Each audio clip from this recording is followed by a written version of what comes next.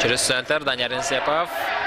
Пробивает, гол! Ішкі істер министрлігінің командасы Астана қаласы бойынша футзалдан әуесқойлар лигасының 2023 жылғы қысқы чемпионатында жеңімпаз атанды.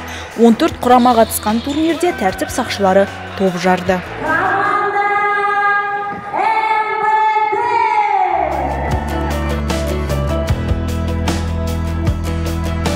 Командамыздың барлығы осы негізінен полиция қызметкерлерінен құралған. Сол 14 команда қатысты, 11 ойында жеңдік. Қысқы лига 3 айға созылды. Қаңтар айында басталған, наурыз айында аяқталады. Енді алла қаласа мамыр айында жазғы лига болады. Сол жазғы лигаға қатысамыз деген үміттеміз. Жұмыстан тыс уақытта сенбі жексенбі күндері болып тұрды. Барлығына рахмет. Бұл сайысқа мен алдын басқа командаларда ойнап жүрдім. Сол кезде неге өзіміздің ішкі істер министрлігі командасын шығармасқа деген ой болды. Бірінші жеңісіміз, бірінші орындағы. Спортшы сақшыларды ведомство басшысының бірінші орынбасары Марат Қожаев құттықтады.